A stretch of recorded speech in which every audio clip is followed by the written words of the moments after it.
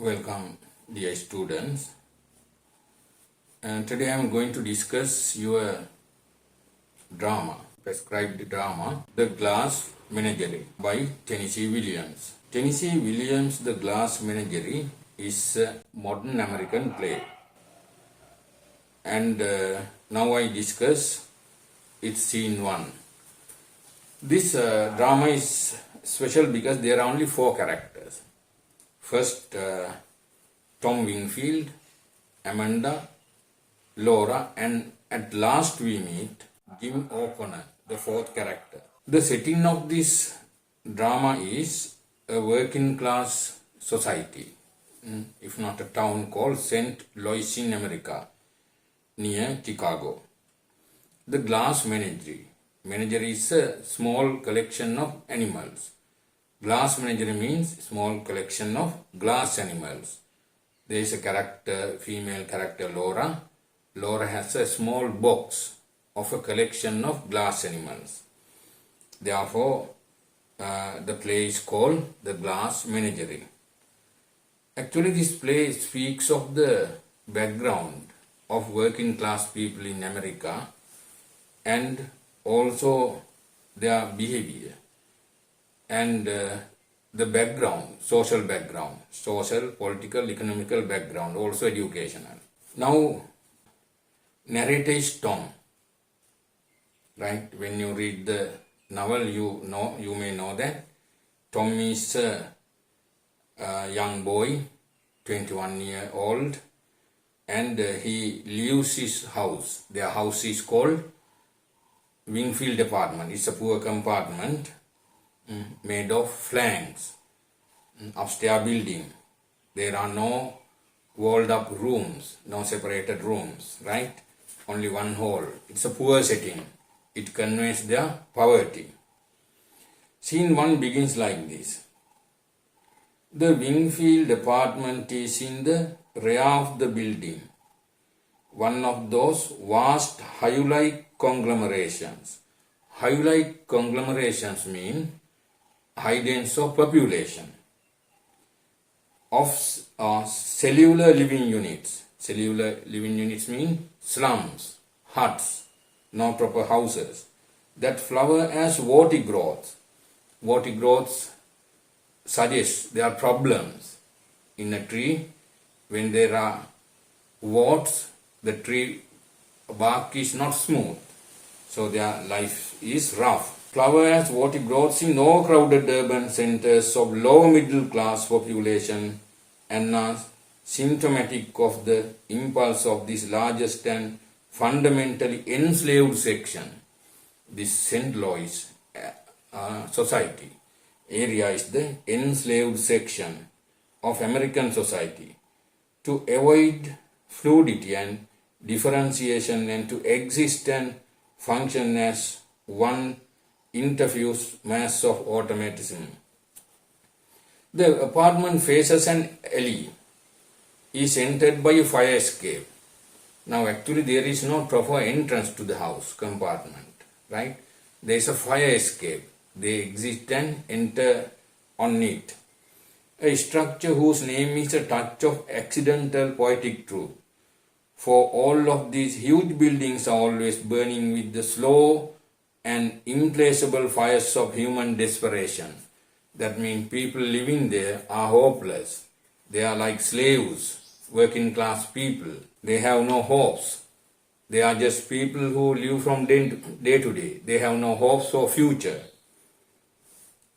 They are desperate. The fire escape is included in the set, that is the landing of an step descending from it. Right? The scene is a memory and therefore non-realistic. It's a memory scene. Actually, the scene is memory of Tom. Tom leaves St. Louis in his youthful age and 15 years later he returns to this place to see his mother and sister. But when he comes, they are not there. So in the halfway of that fire escape, standing, he tells this story. Memory takes a lot of poetic license. It omits some details, others are exaggerated. in poetic license, when writing poetry, poet can omit some places.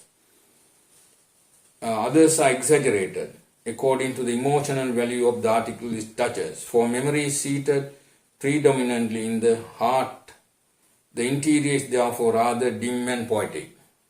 Actually, the play is a very sad one. At the rise of the curtain, the audience is faced with dark, grim rear wall of Wingfield apartment. This building, which runs parallel to the footlight, is flanked on both sides by dark, narrow alleys which run into murky canyons of tangled clotheslines, garbage cans and sinister latticework of neighboring fire escapes. Neighborhood also the same poverty-stricken one. They have no proper lifestyles, right? Their behavior is not decent. They also throw away their garbage through their windows. There is also alley that is tangled with garbage cans and other items that people throw away. It is up and down these side alley and exterior entrance and exit are made during the play. At the end of Tom's opening commentary, the dark tenement wall slowly reveals the interior of the ground floor Wingfield apartment. Downstage in the living room, which also serves as a sleeping room for Laura, the sofa unfolds in to make her bed. There is no furniture. On the single furniture is a folding chair. Daytime it functions as a sofa, and nighttime it is the bed for herself. There are no walled up rooms. The girl sleeps in the hall, right? You can imagine their poverty-stricken condition. Downstage the living room, which also serves as a sleeping room for Laura, we said it. Sent upstage, sent and divided by a wide arch of second proscenium with transparent faded portieres, is the dining room, is an old-fashioned whatnot in the living room are seen scores of transparent glass animals. So there are curtains to divide the living room and dining room. They are called portieres. That means transparent curtains.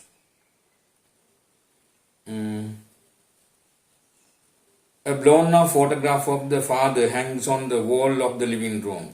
That means their father, Mr. Wingfield, left the family when children were early. So his photograph is still there. That's also memory. Now, after that, Tom enters dressed as a merchant sailor from alley, stage left, and strolls across the front of the stage to the fire escape. There he stops and lights a cigarette. He addresses his audience. So, before starting the narration, Tom gives his monologue like this. Tom is the narrator. I said he comes to this apartment 15 years later after his departure. Tom says, "Yes, I have tricks in my pocket. I have things up to my sleeve. But I am the opposite of a stage magician. He gives you illusions that has the appearance of truth. I give the truth in the present disguise of illusion." Actually, it is like an illusion. It's a memory play. Right now he comes here to see his mother and sister. They are not there. When you read the story, you may understand it. Those who learn for advanced level at least should read Glass Magic 10 times. To begin with, I turn back. I reverse it to that quaint period. The period was a very strange one, quaint one. The vocabulary items, when you find, please take down in a book and try to learn by heart them. Your study guide given by Education Department also emphasizes students to take down the vocabulary items when they find. Here quaint means strange, amutu. And the 30s, when the huge middle class American, the narrator speaks about the 1930s time. America was matriculating in a school for the blind. There were blind school also. There was a blind school. The eyes had failed them. that means health condition, yes. Or they had failed their eyes, and so they were having their fingers pressed forcibly down on the fiery braille alphabet of a dissolving economy. In Spain there was revolution. The writer goes to Spain, revolution. Here there was only shouting and confusion. In Spain there was a Guernica, one struggle. Here there were disturbances of labor, sometimes pretty violent, in otherwise peaceful cities such as Chicago, Cleveland, St. Louis, right? This is the social background of the play. Therefore, social background of the play is there. The writer speaks of political background, economical background, people's behavior, their hopeless situation, indecency, right? Unclear background, unclean background, right? This is the social background of the play. The play is memory. Being a memory play, it is dimly lighted. It is sentimental. It is not realistic, right? In memory, everything seems to happen music that explains the fiddle in the wings. Now, who gives this? This monologue is given by narrator Tom before starting the dialogue of the play. I am the narrator of the play and also character in it. Then, now that is also different because the play goes with, yes, first person narration, point of other characters are my mother, Amanda, my sister, Laura, and a gentleman caller who appears in the final scenes. Gentleman caller means bridegroom who comes to see Laura. He is the most realistic character in the play, being an emissary from a world of reality that we were somehow set apart from. But since I have poet's weakness for symbols, I am using this character also as a symbol. He is the long delayed but always expected something that we live for.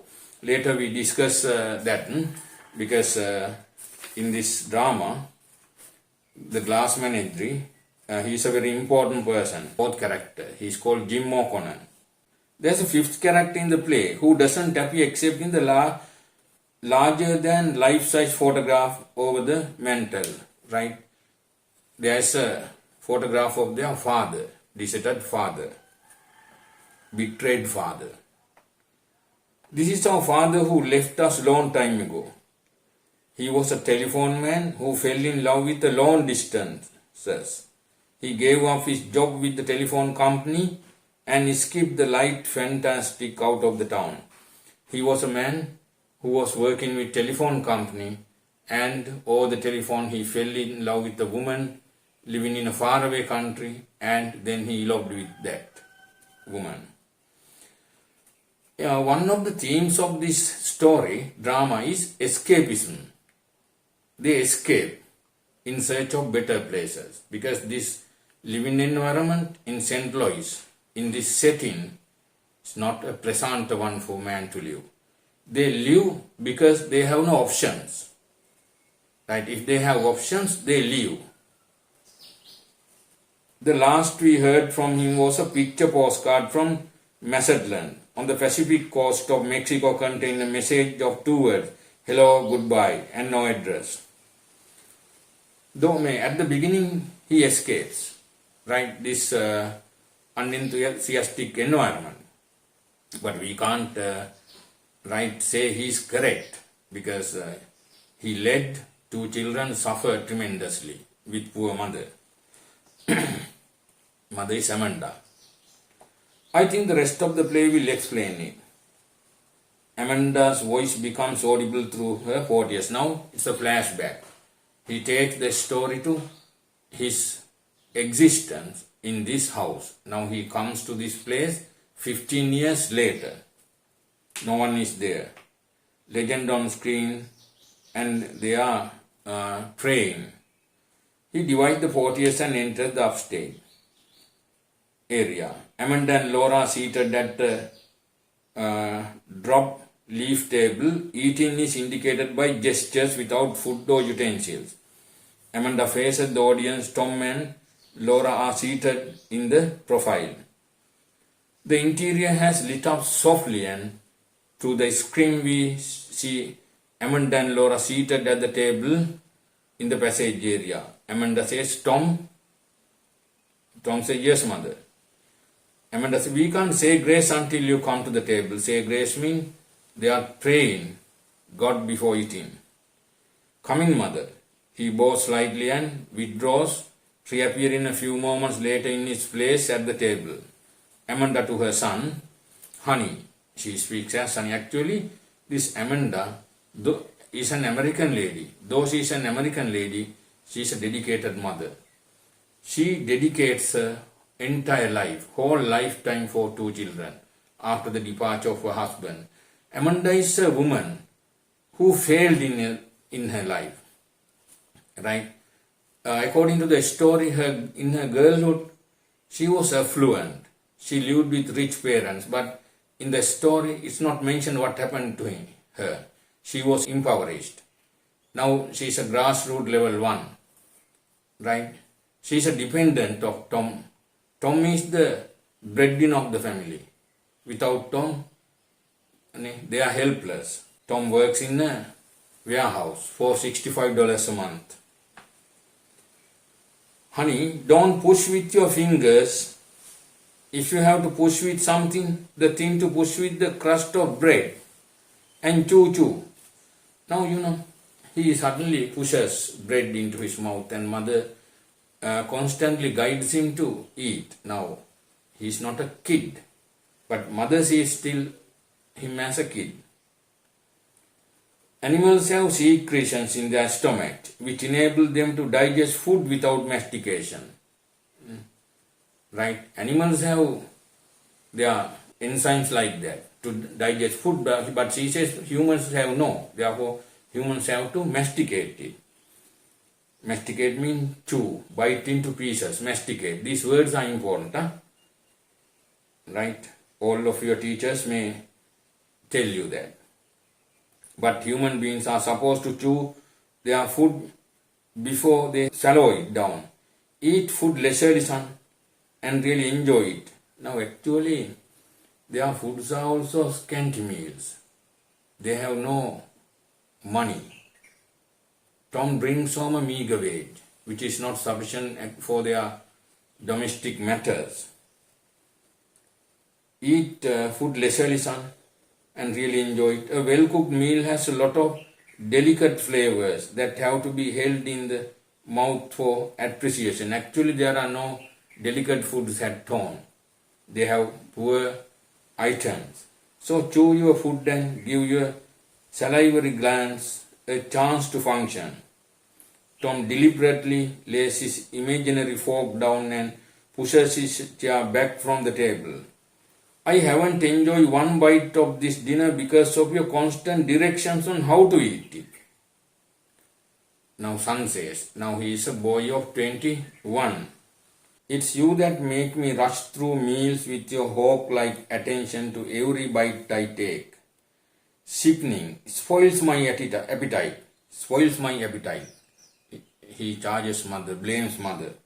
All this discussion of animal secretion, salivary glands, mastication, right. Amanda says, temperament like a metropolitan nista. He rises and crosses down stage. You are not excused from the table. Tom says, I am getting a cigarette. Amanda, you smoke too much. Right. Laura, I'll bring in the blanched mains. Remains standing with his cigarette by the portieres during the following. She's bringing some food in. Amanda, no sister, no sister. You be the lady this time, I will be the darky. Now they are waiting a gentleman caller. We don't know on what process. Gentleman caller means bridegroom for their daughter. I'm already up. Resume your seat, sister, little sister. I want you to stay fresh and pretty for gentlemen callers. We don't know what process. Perhaps they may have advertised in the paper like that. They are waiting now. I'm not expecting any gentleman callers, she says. Amanda cross out kitchenette early. Sometimes they come when they are least expected. Why? I remember one Sunday afternoon in Blue Mountain. This is a very important fact. Throughout the play, Amanda lives with her past memory, her failure, right? She blundered her life. According to herself, many young men came in search of her hand, but she rejected them all and married a poor man because of his physical appearance. Mr. Wingfield, her husband, who deserted her, as we are told, was a very attractive man. Those young men came to ask for hand were rich people. Now let's discuss that. I know what is coming. Yes, let her tell it. Tom again. She loves to tell it. She had lived in an area called Blue Mountain with her parents when she was young. One day there had been 17 young men to see her. Yes, one Sunday afternoon in Blue Mountain, your mother received 17 gentlemen callers, not only one. Why, sometimes there weren't chairs enough to accommodate them all. We had sent the nigger to bring the folding chairs from the parish house. Parish house means church. Nigger means a black man. So America, at that time, they used the term nigger to black man. Black man was a servant. He was sent to church to bring some chairs. Tom, remaining at 40 years, how did you entertain those gentlemen callers? I understood the art of conversation now. That means to find a boy, attract a boy, a girl should know communication styles too. I bet you could talk. Amanda, girls in those days knew how to talk. I can tell you, yes. Amanda as a girl on a porch greeting callers. They knew how to entertain their gentlemen callers. It wasn't enough for a girl to be possessed only pretty face and graceful figure. Not only figure, not only face enough, but also, although I wasn't slighted in either respect, she also needed to have a nimble wit and a tongue to meet all occasions. Girls should have nimble wit. Here, some point that creates human satire also.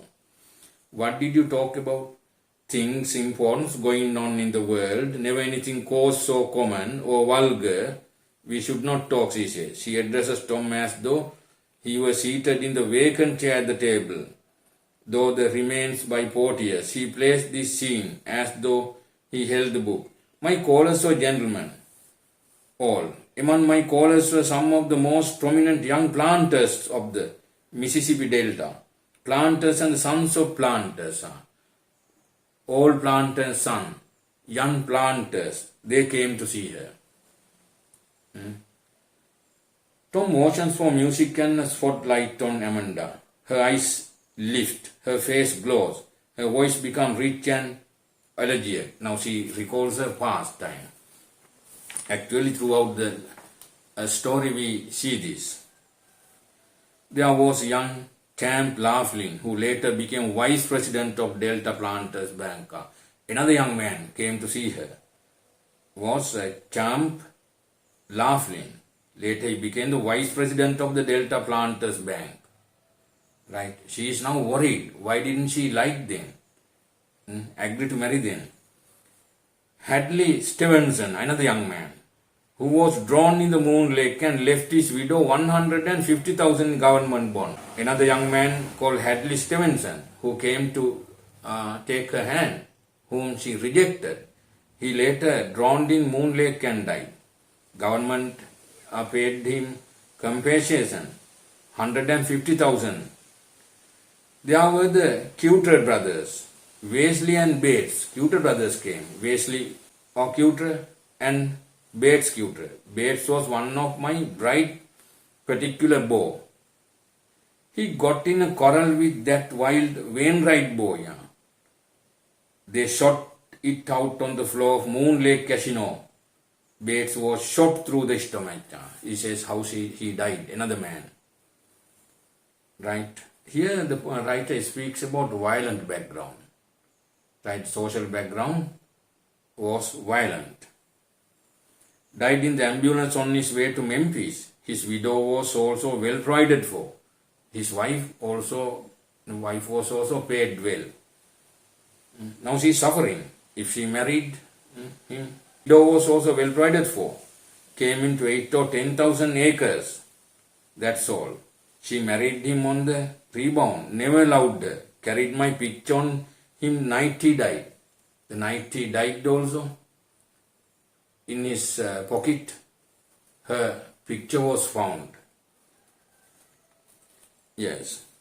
And there was that every girl in the Delta had sent her cap for her. Every girl in Delta area sent him cap for. Then sending cap may be proposing. But he didn't like anyone. He liked only Amanda, but Amanda rejected him. That beautiful, brilliant young Pittsburgh boy from Green Country, another boy's name, Pittsburgh, from Green Country, he also came. Tom, what did he leave his widow? He never married. You talk as though all my old admirers had turned up their toes into the daisies. That means you are talking like all my admirers are dead. Have dead. Tom, isn't this the first you have mentioned still survives? This is the first one is still surviving. That Pittsburgh boy went north and made a fortune. Came to be known as the Wolf of the Wall Street. That man became a rich man. He was called Wolf of Wall Street. He had the Midas touch. Whatever he touched turned to gold. So Amanda is a woman is still worrying about past follies, her stupidity. She blundered her life because of too much pride. She didn't agree to marry those rich men, and later now she has to suffer. And I could have been Mrs. Duncan J. Pittsburgh, mind you, right? I could have become Mrs. Duncan J. Pittsburgh, but I lost that chance, mind you. I picked your father. Laura, mother, let me clear the table. Amanda, no dear. You go in front and study your typewriter chart or practice your shorthand a little. Stay fresh and pretty. It's almost time for our gentleman callers to start arriving. She flounces girlishly towards the kitchenette. How many do you suppose we are going to entertain this afternoon? Now mother thinks that many gentlemen callers will come in search of the girl. Tom throws down paper and jumps up with a groan. Laura, I don't believe we are going to receive any mother. Laura is a girl who is depressed as well as disappointed. She is a negative girl. She has no hope for future. There are several reasons. One is their poverty. Other thing, she is extremely shy. Shyness is also resulted by her braced leg. There's a little bit deformity in her leg. Amanda, what? No one, not one. You must be joking. Laura nervously echoes her laugh. She slips in a fugitive manner through the half-open portieres and draws them gently behind her. Here portieres are curtains. That word also important for you. Right? A shaft of very clear light is thrown her in face against faded or tapestry of the curtains music, the glass menagerie, under faintly lighted. Not one gentleman caller. It can't be true. There must be a flood. There must have been a tornado. Tornado, you know, gale, rough gale type of one. Amanda, adjusts her thoughts in accordance with the situation. Laura, isn't it a flood? It's not a tornado. Mother, I'm just not popular like you were in Blue Mountain. Right? Tom mutters another groan. Laura glances at him with a faint, apologetic smile, her voice catching a little. Mother's afraid, I am going to be an old maid. The scene dims with glass menagerie music. Scene 1 ends. Now actually, we have to understand Amanda as a mother. Her only concern is to settle a marriage for her daughter, because she doesn't want her daughter to face the same fate that she embraced. Right? Purposely, she invited the failure. Right here, females are unemployed and unmarried, especially uneducated and unemployed. Therefore, their future life can be established only through marriage. Working class society, they are dominant. Males are dominant and females are inferior. They are dependent. That's why she is always suffering. She is repenting over her past follies. Right? Let's discuss scene by scene, and at last we will go to an analysis as a whole and discuss past papers also. Right? Today enough. Goodbye.